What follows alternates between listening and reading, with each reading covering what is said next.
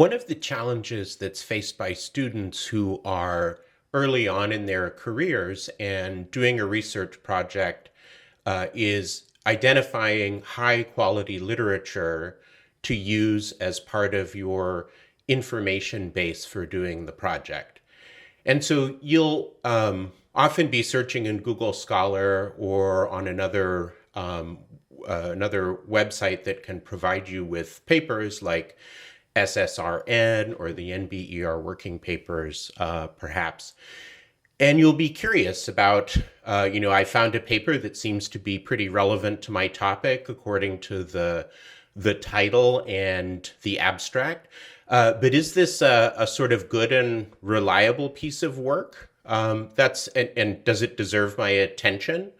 And so one of the tricks that economists use to kind of narrow down their search a little bit is to kind of use the prestige hierarchy.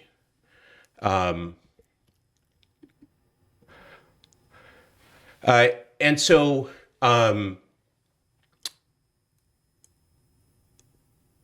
way in which economists sort of compete with one another to kind of produce the most impactful and kind of important research results in a hierarchy of prestige of the in many sort of ways. So prestige is kind of the currency that scientists get paid in. So we don't get giant bonuses from the university when we produce a good paper.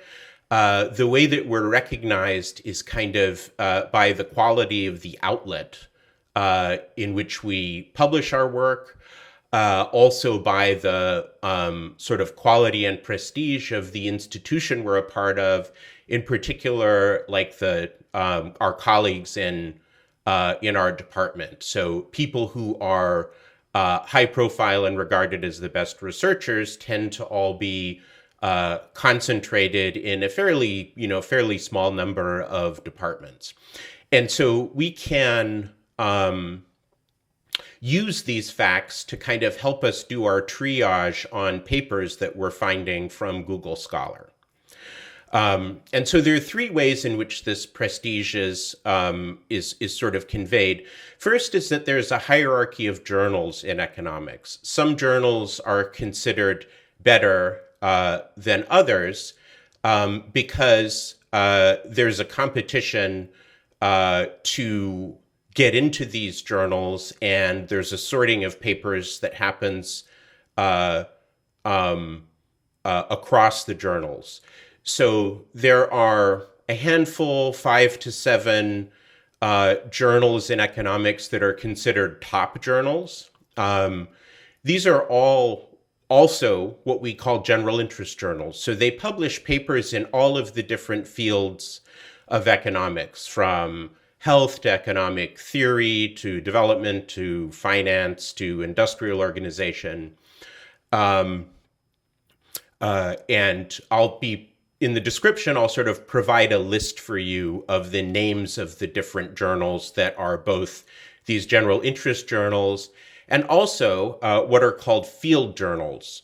So there are journals that specialize in research on a particular broad topic in economics, like the labor market or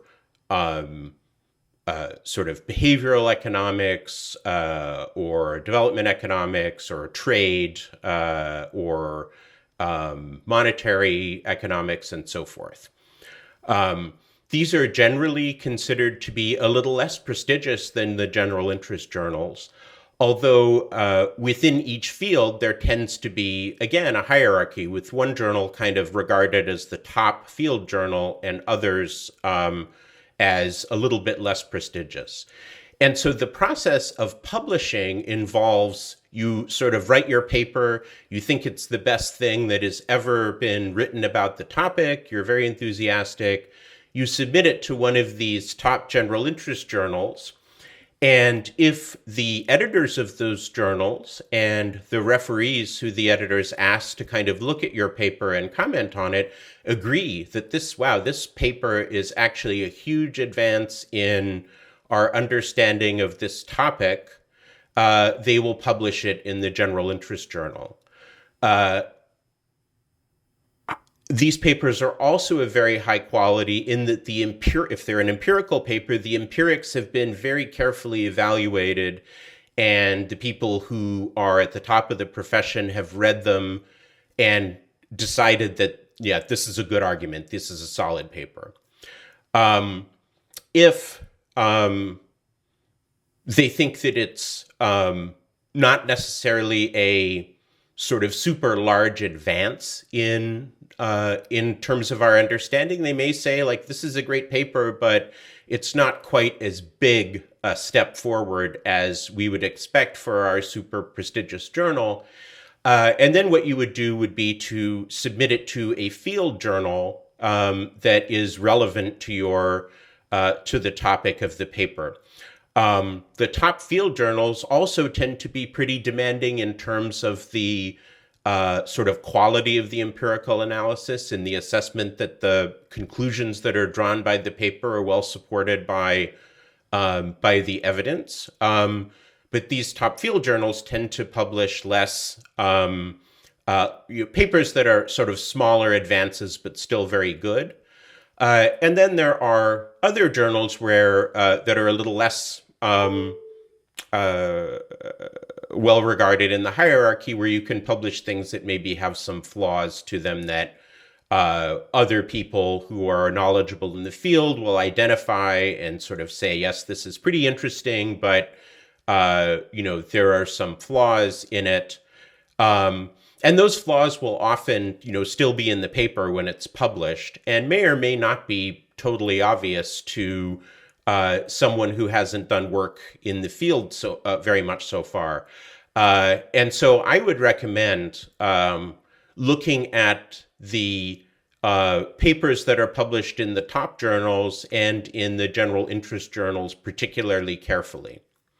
And so refer to that list that's in the description, which is an opinionated list.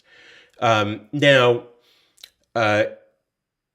it's not always the case that the editors and referees who sort of determine what kind of journal a paper should be published in are correct. They're fallible. And so it's not the case that everything that's published in a top journal is amazing. But it definitely gives you a sort of initial cut or hint about the quality and importance of a paper. So another thing that's important is citation. So papers that tend to get a lot of citations, thinking in economics hundreds through thousands, tend to be regarded by others as more important than those that receive fewer citations. That may not be a reflection of the entirely of the quality of the paper. Some papers that are sort of breaking ground in new areas that few people are working in so far will not get many citations because that area is not, well developed yet. But the number of citations will give you a sense of, in general, how have other economists regarded this piece of work? Is it regarded as an important piece of work or as a sort of more peripheral piece of work? So look for those citation counts, which you can see on Google Scholar underneath each the entry for each paper. There's also a hierarchy of institutions, and I'll provide a sort of very rough guide to that hierarchy in the description.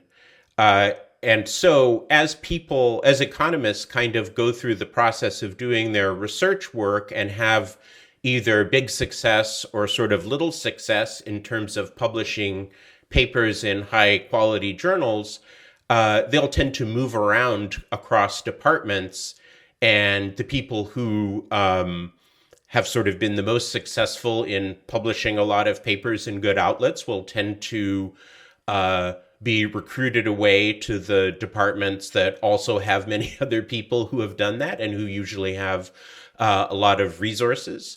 And so another way to kind of, and this is particularly good for sort of identifying the quality of a scholar, and I will say that this is totally fallible. There are many excellent scholars who are not at the sort of top regarded institutions, but it's a good rule of thumb for someone who's not familiar with the literature to kind of look at the institutions that are affiliated with each person, and that's indicated on every paper. On every paper, we tell you what institution we're associated with, and you can kind of look on the list in the description to sort of see if a person is at one of these places or not. And that will give you sort of a rough, again, indication, but something that can kind of help you sort through the large number of papers that are going to sort of come up whenever you do a search using a tool like Google Scholar. And so if this was helpful to you, be sure to look for other videos in this series that have to do with finding sort of techniques for finding literature.